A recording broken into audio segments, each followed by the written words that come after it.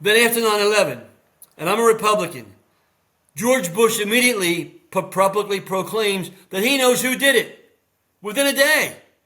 He's on national TV saying, we're going to get Osama Bin Laden. All the networks are saying this. And I'm thinking to myself, well, how do they know this? I'm the vice chairman of the Defense Committee. This information wasn't transferred. How do they know what I didn't know? And then they magically find a passport on the ground up in New York that magically fell out of an airplane when there's nothing but rubble around. I said, wait a minute. This whole thing's a scam. You're listening to the Corbett Report. Welcome, friends. This is James Corbett of CorbettReport.com, coming to you in September of 2025. And as we approach the 24th anniversary of the events of September 11th, 2001, I have a very special guest lined up for you today, specifically Congressman Curt Weldon, who you might know or maybe not, represented Pennsylvania in Congress for nearly 20 years. He's a graduate of Westchester University. He also earned a degree in fire protection and served as a firefighter, fire chief, and first volunteer administrator of the Delaware County Fire Academy. He's testified in the federal courts and before Congress as an expert witness on fire issues.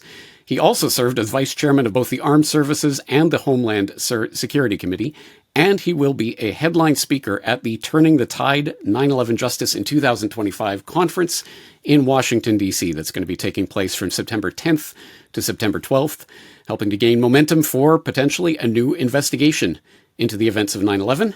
And the link to purchase tickets for that event will be available in the show notes for today's conversation at CorbettReport.com. But let's bring him on the program.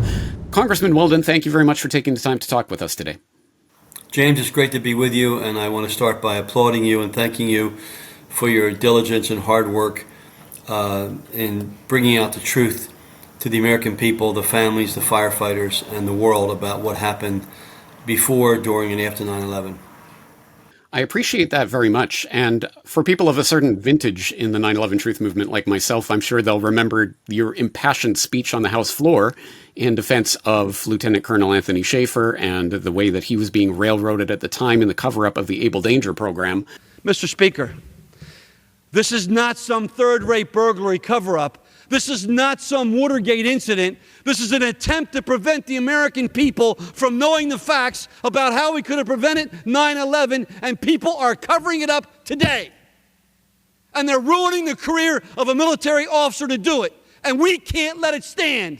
But there are, I'm sure, people in the audience who don't remember those events, let alone your other connections to 9/11. In your own words, why don't you tell us not just about the Able Danger story, but your experience of 9/11 and why you are motivated about seeking 9/11 justice? Well, James, I'm a teacher by profession, educator at all levels, from public school, middle school, to college and university. And then I worked for a large insurance company, the largest in North America, where I was responsible for risk management, training all of their professionals worldwide in basically buildings and fire protection, loss control.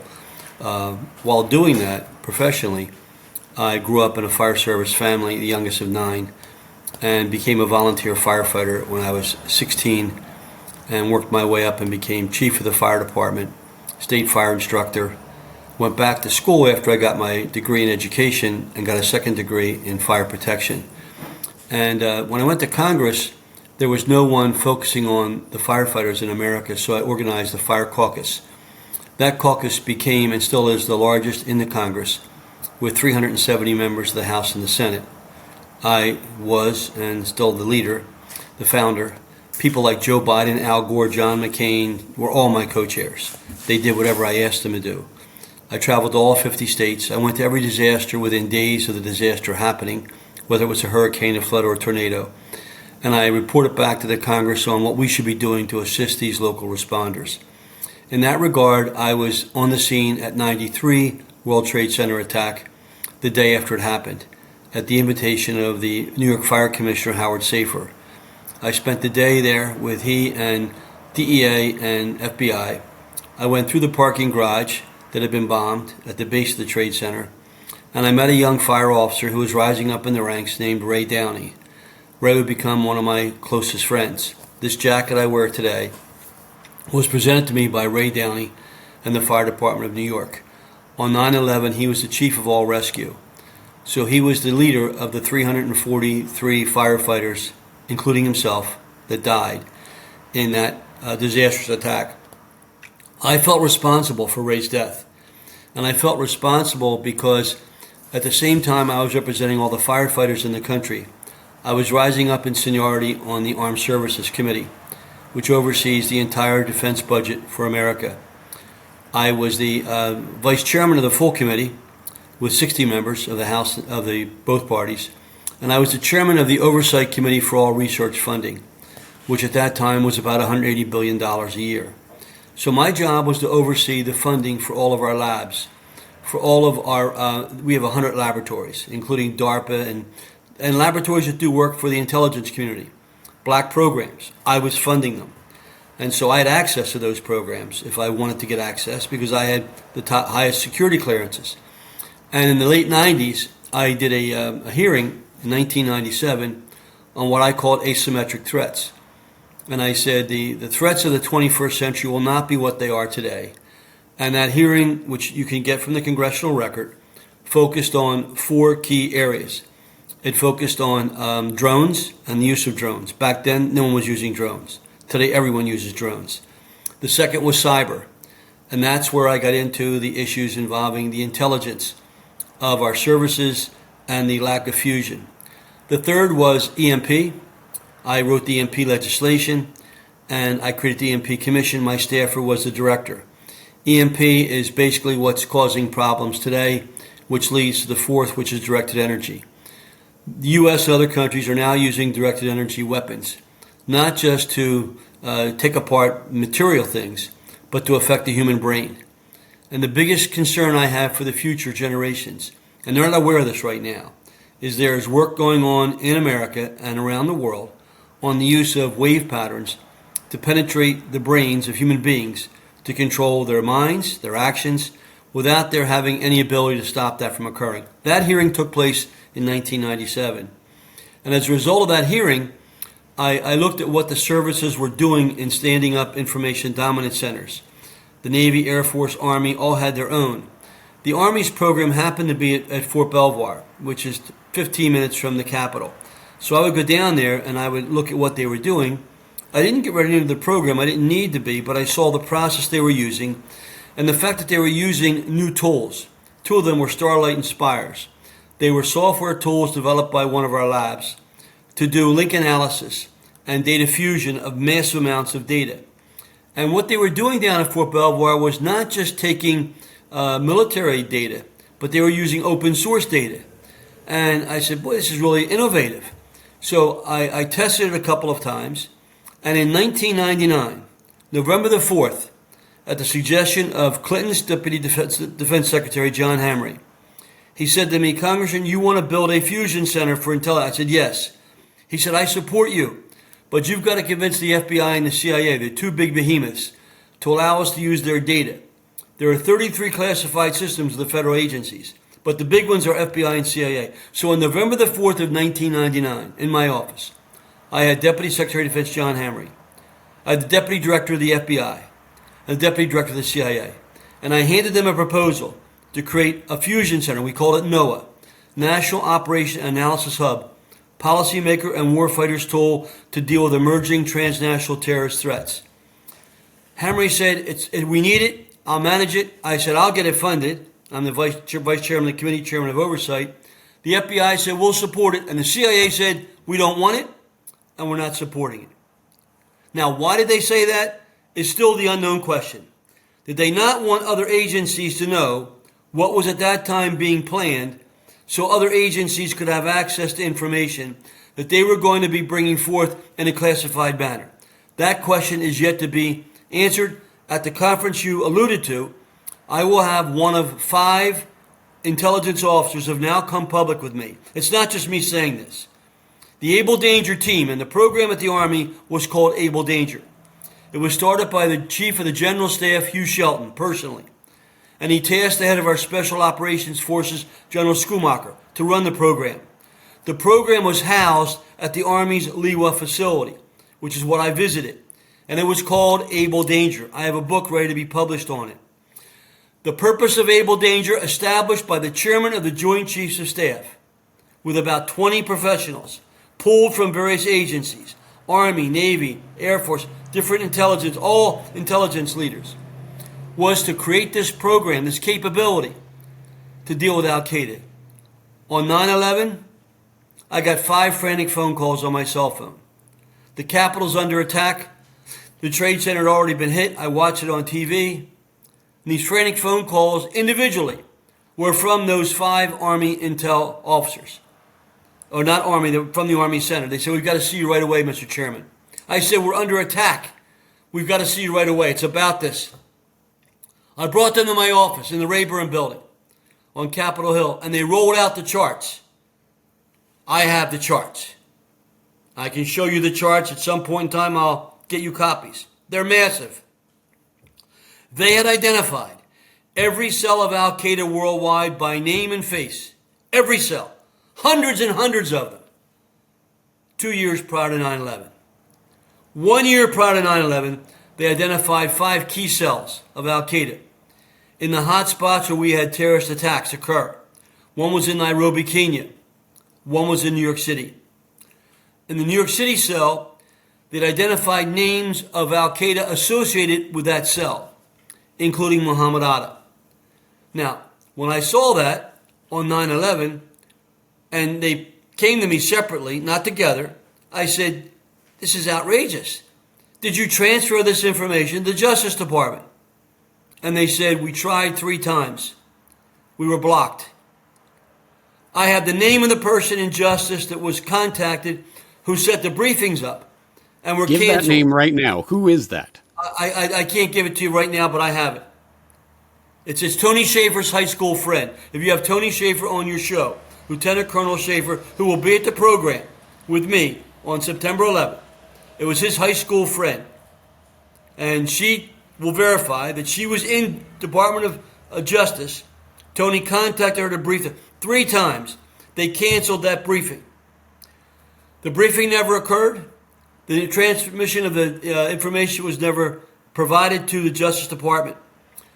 When 9/11 happened, I immediately got a call from the State Fire Marshal from New York saying, "Congressman, can you come to New York?" I said, "There's no way to get there now. The Amtrak shut down." I said, "I'll be on the first train when they start running." I was on the first Amtrak train into Central Station in New York. The fire department picked me up and took me down to Ground Zero.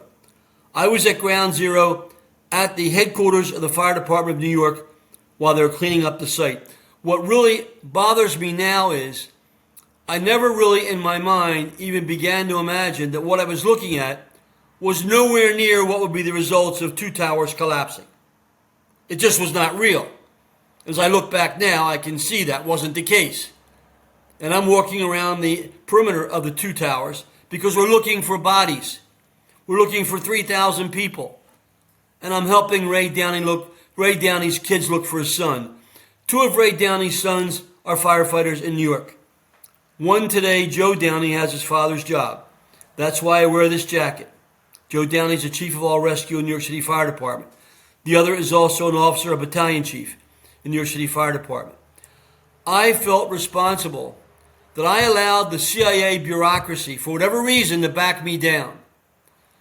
Then after 9/11, and I'm a Republican, George Bush immediately publicly proclaims that he knows who did it within a day. He's on national TV saying, "We're going to get Osama Bin Laden." All the networks are saying this. And I'm thinking to myself, well, how do they know this? I'm the vice chairman of the Defense Committee. This information wasn't transferred. How do they know what I didn't know? And then they magically find a passport on the ground up in New York that magically fell out of an airplane when there's nothing but rubble around. I said, wait a minute. This whole thing's a scam. So, okay, you've already raised several points that I need to get clarification on. For example, you raised the point that the CIA blocking the creation of the NOAA Fusion Center 100%. 9/11. Sorry? I'll take a polygraph. Yes, excellent. Okay, well, so you have said that why was the CIA opposing that? That's the mystery that needs to be solved. But you've also said, quote, 2 of the hijackers that were on one of the planes in New York were working for the CIA. They were on the CIA payroll, end quote. You are referring to Khalid al-Maidar and Nawaf al-Hazmi? I don't remember the names, but I was told by one of the, I have a written letter that I have in my files, in my archives. I have the largest archives in House history, from a senior FBI official who worked with one of my CIA friends who trusted me, who, by the way, died mysteriously of fast-moving stomach cancer 4 years ago after he was threatened by a guy that was one of 3 people in consideration to be the CIA director. This man in New York is a multimillionaire, called my friend and said, "Why are you helping Curt Weldon?" And John Quirk said, "Because Curt Weldon's an American patriot." John Quirk died months later of fast-moving stomach cancer. That's our country. Can you confirm that the technology exists to give someone fast-moving cancer? Is that something that the U.S. government does to its enemies?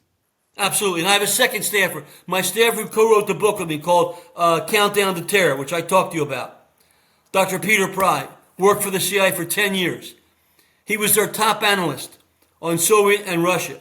I brought him on my committee because I was working all the Russian issues. I was the co-chairman of the Duma Congress with Steny Hoyer, and I was co-chairman of the Rada Congress with Marcy Kaptur. Peter worked for me. He was a brilliant analyst. He wrote 10 books about EMP. When I couldn't get the response, and when 9/11 happened, I said, "Peter, we're getting information now that they're about to use Iran for another terrorist event. I don't think it's the Iranian people, Peter. I think it's being done by intel." And Peter agreed with me. Because we knew then how Bin Laden was placed in Iran. He was placed there by intel. What people don't realize is when Iran was our ally and the Shah was in power, our intel people trained the Iranian intel. People like Brennan and Clapper trained Iranian intel. When the Ayatollahs took over, they didn't change their intel agency. They didn't fire all the intel leaders. They stayed in place in the IRG. We controlled the IRG. It didn't matter who ran Iran. And what I found out through 10 silver bullets, and I'll be happy to go through them, is that after 9/11, after George Bush stands up on a podium at 9/11, and I'm a Republican, and puts his hand up in the air and said, "We're going to come and get you," Bin Laden wasn't in wasn't in Afghanistan. He had been deliberately placed in Iran, in Baluchistan. He was allowed to roam in Baluchistan while we sent tens of thousands of American kids to die in Afghanistan, allegedly looking for the guy that did 9/11. And I say allegedly. 2,500 of those soldiers came home in body bags.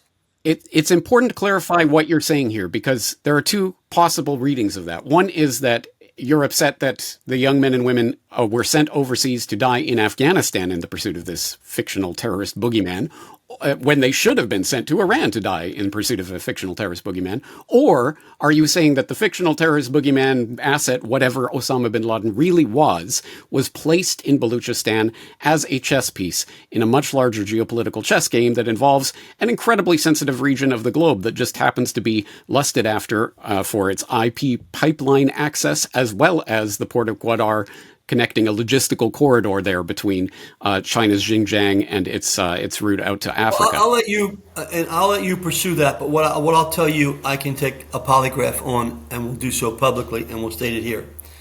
After 9/11, after Bush made his famous speech, I too thought that's where this group was, in Afghanistan.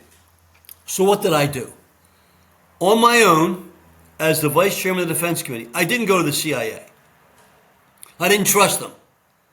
I went to friends that I knew that worked for Intel, and there was a group in Washington called the Cockroaches. They're all people that work for Intel agencies. They're all ex-military, but they wanted the truth to come out. And they would feed me raw data that wasn't being given to me as the vice chairman of the Defense Committee. And what bothered me was I would get reporters like Bill Gertz from the Washington Times, a great defense writer, come up to me and ask me a question about defense, and I would say, "Bill, that's crazy. Where'd you get it from?" He said, "Well, it's an anonymous source, Congressman. I can't tell you who gave me that." So I'd get back to the agency. I'd say, "Wait a minute. You people gave him that information. I'm on the committee. I'm the vice chairman of the committee. You're going to give it to a reporter who comes to me with an anonymous source, and I have to respond to that? I want the answer. So what I did, I formed my own intel team. I had 20 intel professionals. They didn't get any pay. They met with me for breakfast once a week in the Capitol members' dining room, privately. And I said to them, I want you to feed me raw data.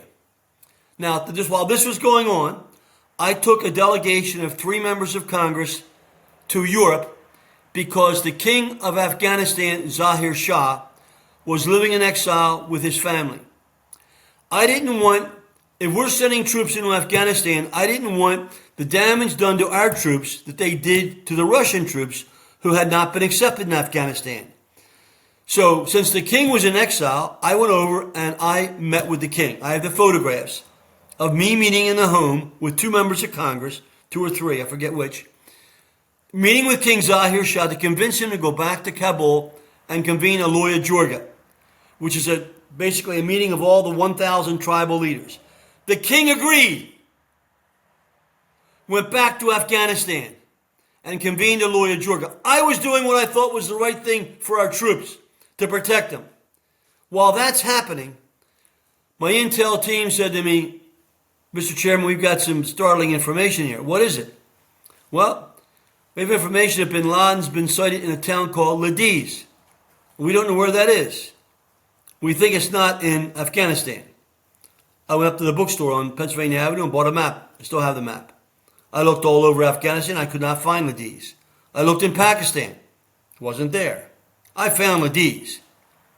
It's 10 kilometers inside the border of Pakistan in Iran. In Baluchistan, in Iran. So I go to a classified briefing for the Full Armed Services Committee. 60 members. I'm the chairman because the chairman wasn't there that day. I'm the chairman of the House Armed Services Committee as vice chairman, and I asked the question of the CIA. I have information that Osama Bin Laden has been sighted in a town called Ladiz, and this is their response. Mr. Chairman, we've had similar reports. We can either confirm or deny them. I went through the roof. Here we are sending American kids over to Afghanistan, and my own CIA won't tell me that's impossible. 3 months later, my friends in Intel come back to me and say we have information that Bin Laden's being treated at a medical hospital outside of Tehran. I go back to the classified briefing, and I ask the same question. And I get the exact same answer from the CIA. We've had similar reports. We can either confirm or deny them. Then I get a question from the most prominent Democrat in the House, Jack Murtha, former Marine, chairman of Defense Appropriations. He brings Ron Klink to me. Ron Klink's still alive. Jack Murtha's dead. Ron will verify what I'm going to tell you. Jack said, you got to go see Curt. Curt will investigate what you have, Ron. It was something about Iran. So Ron Klink comes into my office with a tall gentleman who I still have all his contact information. And Ron said, Curt, Jack sent me here. We'd like you to meet with this guy and see what he has about Iran. I said, okay. The guy comes into my office.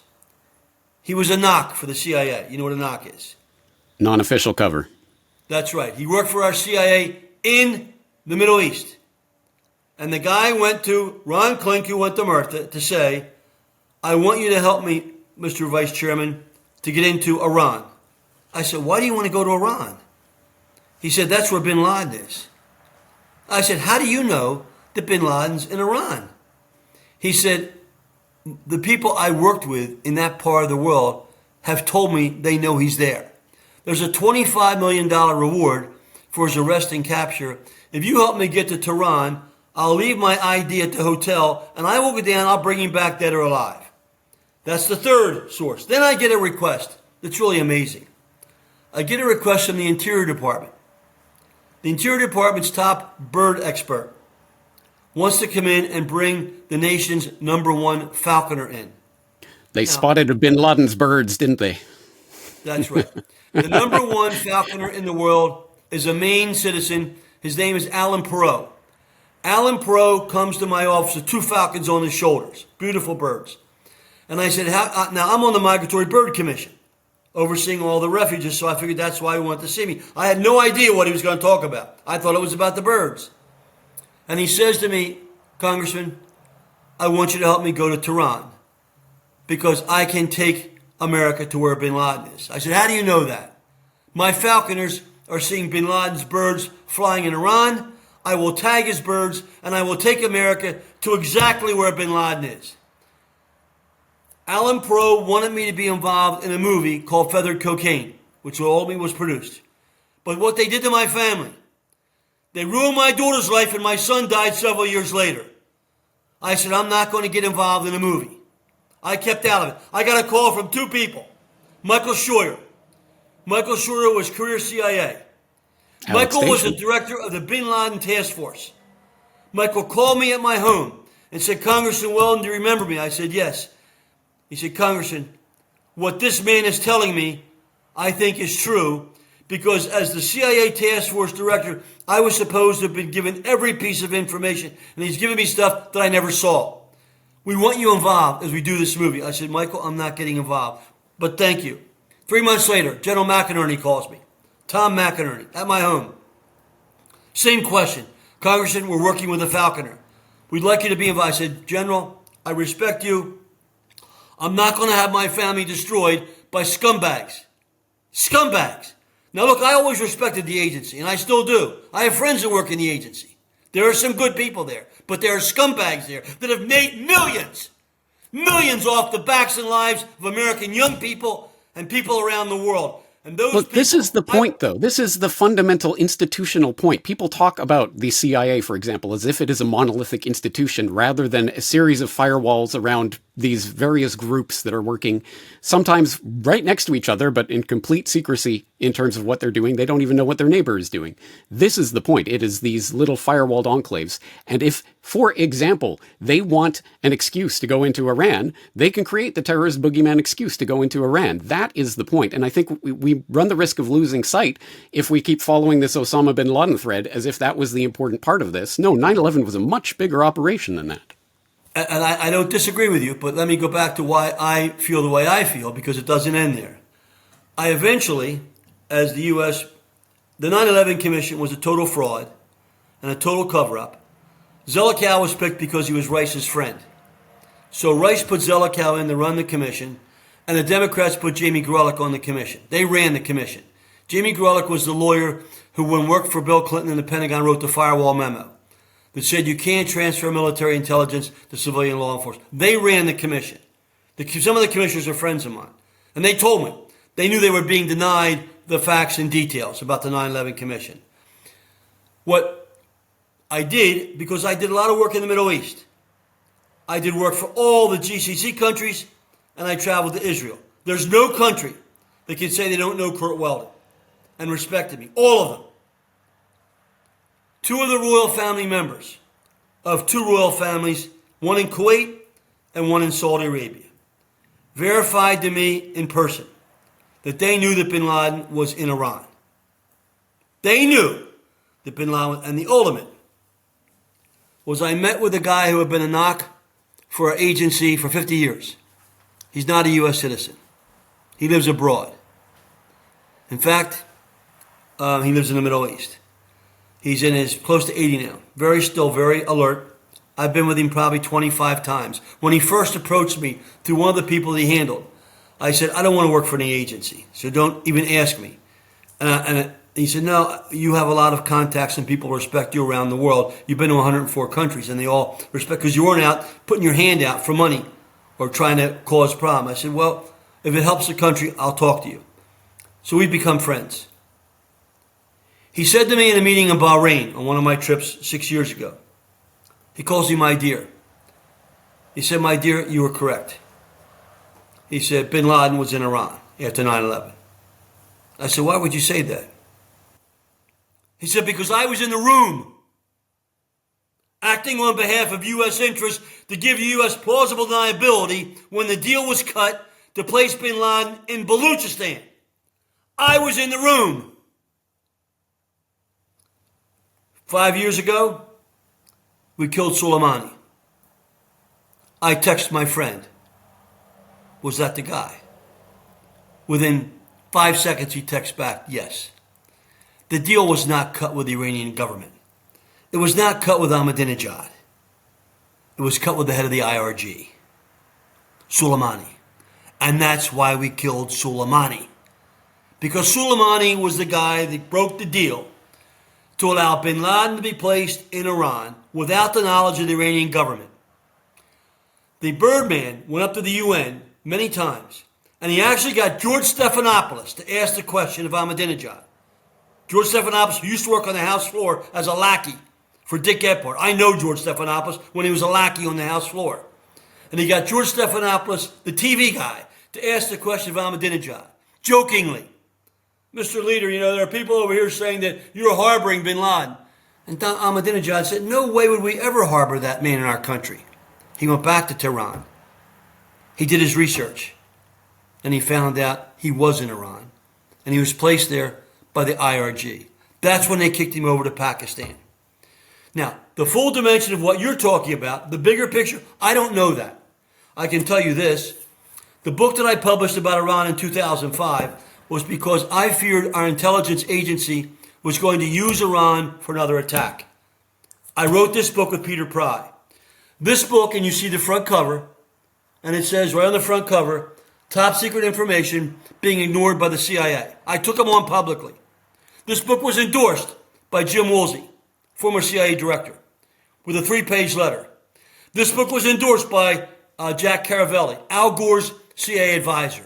They both endorsed the book in 2005. 1 year later, the deep state took me out of office because I was going to become the chairman of the House Armed Services Committee.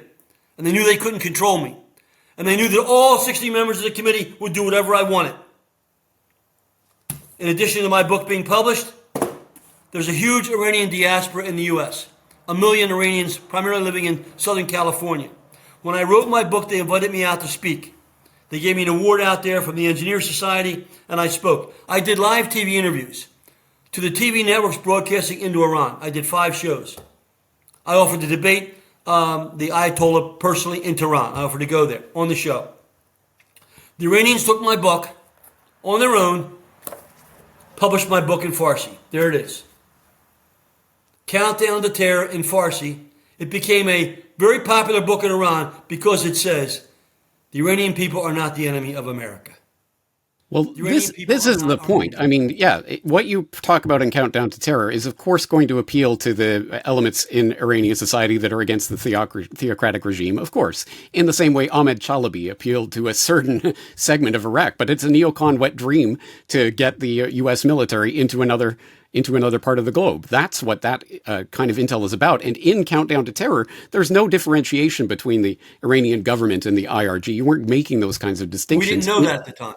Well, exactly. So, in a sense, you were being played by information that was being precluded from you. Everybody in Congress is being played. I mean, that's nothing new. Exactly. That's the whole point of these intelligence operations. 20 years. I know the game they played. I couldn't trust the CIA. I told you that at the bebeginning of the interview. I could not trust the CIA. I know. I formed my own team. I had my own intel coming to me because I couldn't trust the CIA. Yeah. Because they lied all the time. Did you see the WikiLeaks report with the former head of the CIA, Mike Pompeo? Did you see it? Yeah. What's the cadet motto at West Point? You will not lie, cheat, or steal, or tolerate those who do. I was the CIA director. We lied, we cheated, we stole. It was like we had entire training courses. That's our director of the CIA. It's got to stop. And until that stops, it's going to continue. Peter Pry died of fast-moving stomach cancer about 9 months apart from John Quirk, who had been threatened by a former international CIA leader who's a scumbag making a ton of money based in New York. I'm sick of them. And I don't care. All they can do now is kill me. And you know what I've said on 10 podcasts? I'll surround CIA headquarters with 600 fire trucks. Let those jackasses explain to the American people why 600 fire trucks are surrounding CIA headquarters, because it's out of control. I did that when I wanted to give interoperable communications for firefighters. I surrounded the Capitol building with 300 fire trucks, and I put ladders up against the Capitol itself. The firefighters know. They're no longer stupid. And they're tired of being played. That's excellent to hear, because we do need more people who know about what's really going on here. But the question is, what do they know? Who killed those firefighters on 9/11? I don't know that. I don't know. In the end, I don't know who actually the dark secrets and where this will end up. I think it involved another country, obviously. And you have to think of who would have the ultimate incentive to want to create the most outrage in America to justify sending hundreds of thousands of American kids to war, primarily in the Middle East. Any rocket scientist could figure that out. Maybe every ordinary person could figure that out. I don't want to go there until I have factual proof. I don't have factual proof today. What I can talk about, I have factual proof of. And I will take a polygraph. Everything that I know about, and I have not just myself. The Able Danger team, 5 of them are now talking publicly. They'll have to kill 5 people. One was Air Force intelligence. One was Naval intelligence, Naval Academy grad. One was Lieutenant Colonel Schaefer, Army intelligence. They're all now willing to tell the truth because they care about this country. Congressman Weldon, did Building 7 kill itself? No, it was brought down through controlled demolition. First of all, there's a tape of Donald Trump being interviewed on September the 11th by a New York station. You can see him standing there and the microphone in his face, and the reporter says, "Mr. Trump, you're one of our premier developers. Did you see Building?" He said, "Building 7, that wasn't hit by a plane." Donald Trump, that was controlled demolition. On 9/11, Donald Trump said Building 7 was controlled demolition. The key thing that people have to listen to, because went back in January, I kept quiet for 18 years for obvious reasons. They took my family apart. What do? I couldn't trust them. It was both parties. I grew up next to Joe Biden. He grew up in Claymont, Delaware. I grew up in Marcus Hook. I've known Biden for 40 years. When my son died, Joe Biden drove from Washington and spent 3 hours standing in line at the funeral because his daughter Ashley was my son's classmate at Archmere Academy. I know, but Joe wasn't in control. Obama wasn't in control. Bush 43 was not in control. And the Clintons were scumbags. Is Donald Trump in control? Well, at least he's willing to stand up and when he took away the security clearances for the 51 that I know, that's when I said, I'll talk. No one else had that kind of guts. No one. No one had the guts to stand up and take away the clearances of John Brennan and Clapper and Bolton and all the rest of them that I knew. He did. I never met Trump. I don't know the man. Never met him. All I know is I don't know who else is going to take on this system. I can complain all I want and go around screaming and yelling and give me money. That's not going to solve the problem. You have to have a leader that has guts. And I've never met Trump, but he had the guts to say, I'm taking away the security clearances. I said, well, then I'll talk. And so in April, I did the first podcast with Tucker. I've done 10. We've got 20 million views. And I'm not going to stop. Now, my goal is I have an agenda for the firefighters. It's not the 9/11 agenda. The reason I went to 9/11 is I came out with a Fire EMS 290 plan because they're hurting right now. They're my people. There are 2 million of them in 55,000 stations, 30,000 departments, paid and volunteer. They're not being listened to. That's my goal. And what I said to the 9/11 groups that are out there, I said, you have a good message, but nobody's paying attention to you. You've got to relate to the people who everyone in every town respects. In every poll in America, I was a keynote speaker at the California Fire Chiefs a year ago. And I told them this. 700 fire chiefs from California. I said, stop sucking up the politicians. I said, the popularity of both political parties is no higher than 45%. I said, police are around 50%, and I support the police. The military is around 50%, and I support the military. In every poll, in every state, firefighters and EMS are 98% supported. Tell the story through the eyes of the firefighter. And I would say this is very important. If you really want your viewers to get the ultimate story, there's a film that came out that I wasn't aware of until last year that you need to get to do them for free. It's an hour and a half long, and it wasn't done by Hollywood. You can't trust Hollywood. They're a bunch of losers. This film was done by firefighters. It's called Bravo 7, 2020. I will provide it through you or directly if they contact me. I've sent out tens of thousands of Bravo 7. Bravo 7 specifically goes through Building 7. and it explains what happened. Two things I want to mention to you. The government touts the NIST report of Bravo 7. The NIST report, like they're the almighty agency. Now look, I'm a big supporter of technology. I was a head of fire and EMS at my insurance company. My first term in Congress, I go to Washington, I'm assigned to the Longworth building, 2 doors from Speaker Wright's office suite. 7 o'clock at night, his office catches on fire. I do what any firefighter would do. I have my staff call the alarm in. I go up, kicked the door open, got down on my hands and knees, crawled in to make sure the staff was out. The building, to make a long story short, the extinguishers weren't charged. There was no hose in the hose station. There was no sprinklers, no alarm system, no automatic recall of elevators, no alarm system. Let me guess. The building completely collapsed in on its own footprint, right? Yeah, well, that could be. But NIST, this agency that claims they're the ultimate, allowed 535 members of Congress to work in 6 buildings that would be in violation of every building and fire code in the world. The life safety code is the NFPA standard for buildings like that, 7 stories high. This building was in total violation, where every member of Congress worked, where blind people went, where handicapped people went. So NIST is a bunch of garbage. They have no credibility. I wrote the next day, the Speaker's Chief of Staff called me. I was a freshman Republican. And he said, the Speaker will do whatever you want, Congressman. I said, I want a special commission to retrofit these buildings. Go back and check the records of the Congress. The next day I offered a privilege resolution. It passed the House with the Speaker's support. A 4-member commission was named. I was on it. We retrofitted every building on Capitol Hill with sprinklers, detectors, and alarms. That wasn't done because of NIST. It was done in spite of NIST.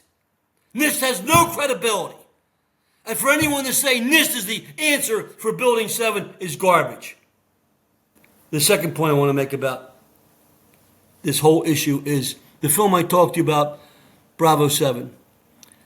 In there, you'll hear a one audio segment that they tried to hide from the people, and the New York Times went to court and were able to get it released under a FOIA. It's the audio communication of Battalion Chief Oriel Palmer as he takes his group of firefighters, fully equipped with 40 pounds of gear each. They go into one of the elevators in the building, the tower. They go up to the 40th floor. He gets the elevator working. This is right after the plane hits. They get off the elevator at the 40th floor, and then you hear him talk in the film. And you hear Battalion Chief Palmer say, we're on the 40th floor, and we're going up. Everything's okay. We're on the 50th floor. Knock it down with 3 lines is, I think, what they get to, right? They get up, they climb up to the 78th floor. They come out of the stair tower, and you hear him as plain as day say, we're on the 78th floor, the floor of impact. We've got 2 fires, and we can handle them. We got 2. I saw in the pockets of fire. We should be able to knock it down with 2 lines. Where you know that? 78th floor, numerous 1045 cold lines. And the building collapses 1 minute later. Anyone who believes the story of our government has accepted the biggest conspiracy theory in the history of mankind.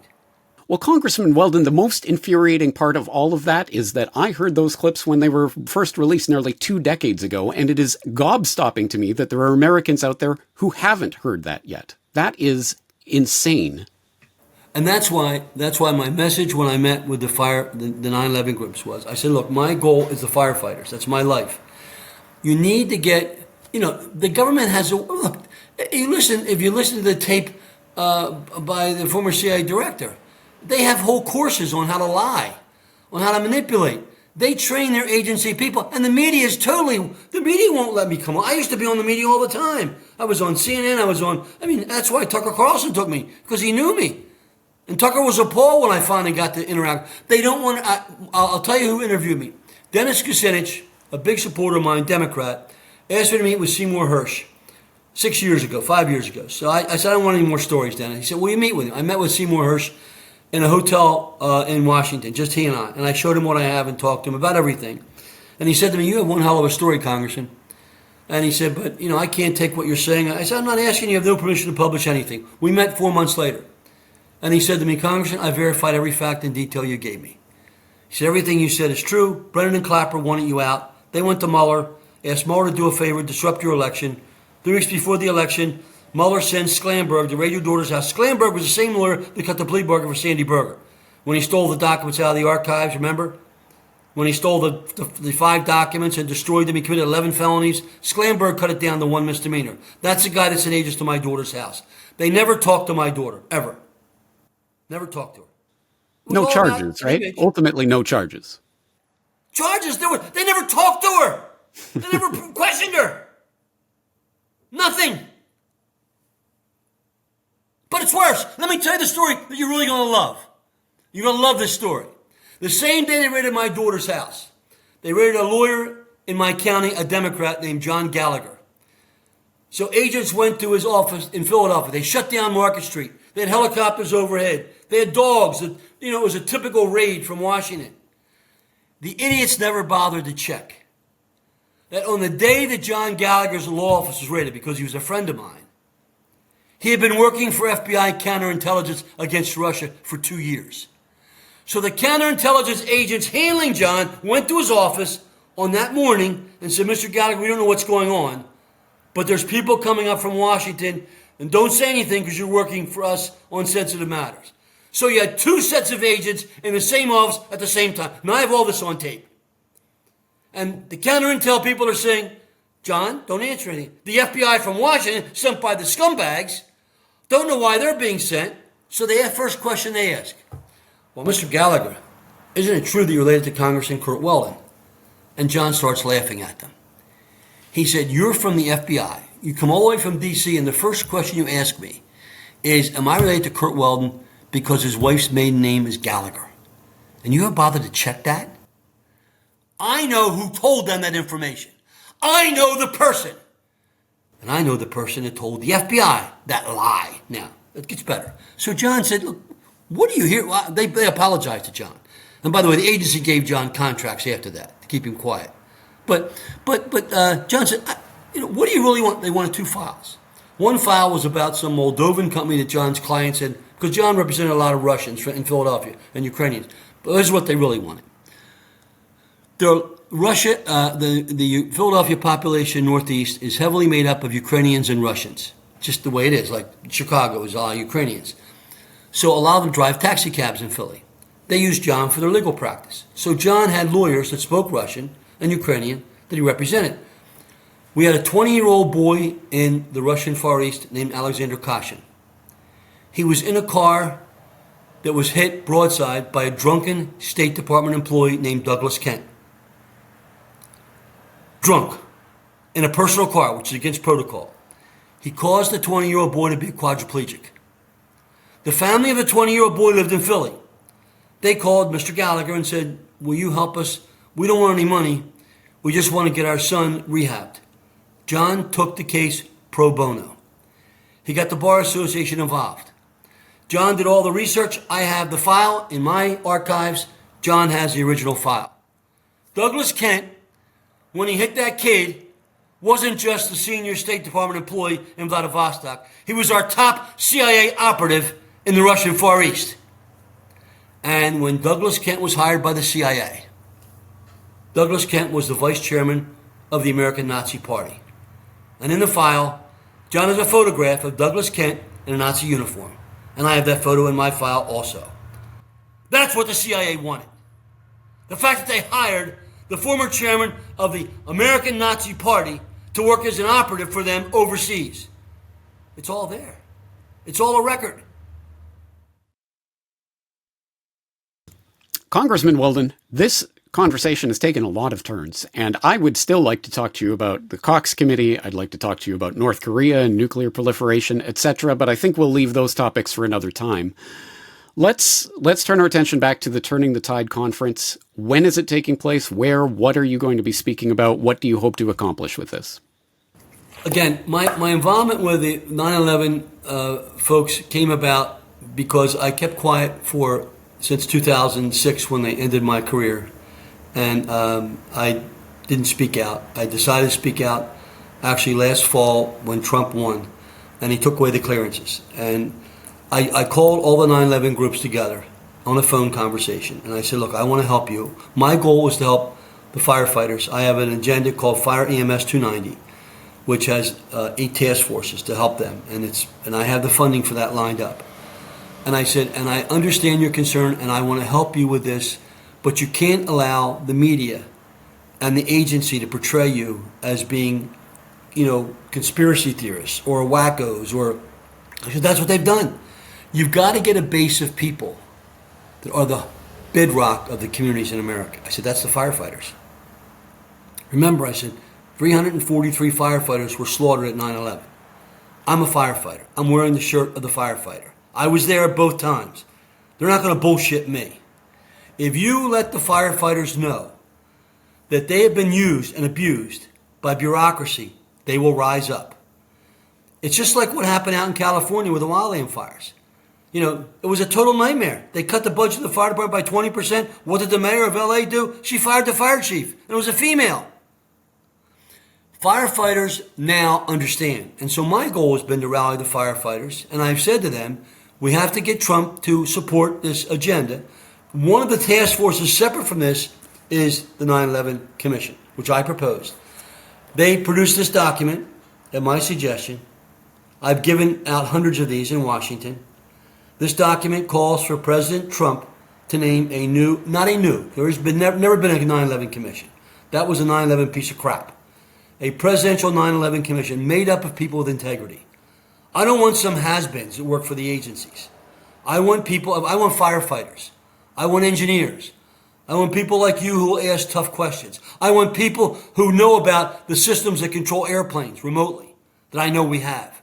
I want people who know about thermite and know about explosives. I want those people involved in doing the investigation. The facts are all there. But until we get a presidential commission, we're not going to get the answers. And so this meeting, and I did my best to get bipartisan support. I've met with Ron Johnson now 5 times. Ron's going to show up and speak. He's a Senate Oversight Chairman, very strong man of integrity. He supports the firefighters nationwide. Dennis Kucinich is going to come. I met with Dennis just recently. He will be speaking. I'll be introducing him on the 11th. Tony Shaffer, Lieutenant Colonel Shaffer, is coming. We've got people from intelligence, from the agency. I understand that one of the former CIA operatives is coming. We've got family members. So we're broadening the base of the message that you've been talking about for how many years? 20 years? How many years have you been doing this?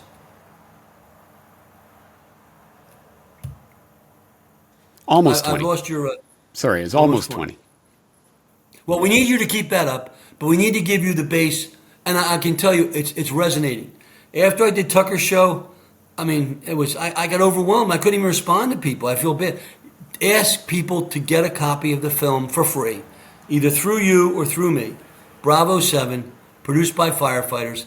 That will open their eyes, and they will see the lies. They will see this country right now is not being run by elected officials. It's being run by anonymous people who think like Pompeo said. We lied, we cheated, and we stole. That's not what we voted for. If I said that running for office, I wouldn't get elected. Here's the CIA director laughing about it. Oh, yeah, that's what we did when I was CIA director. And he was CIA director under which president again? Oh, right, President Trump. He was CIA director under Trump and State Department. But, look, I say this to you. Trump, the people around Trump, he doesn't know, and this was the problem, I told Trump's people in 2016, he doesn't know the deep state. If he wins, which I thought he would back then, because Hillary's a scumbag, if he wins, they will dismantle his ability to understand the deep state. What did they do? They took out Mike Flynn in the fall. I know Mike Flynn. By taking out Mike Flynn, Trump had no one that could give him any idea of how the deep state operates. So he was like a baby in the woods for 4 years.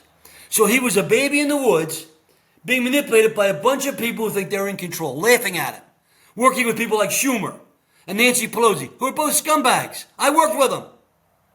Nancy Pelosi's made tons of hundreds of millions of dollars off of her job.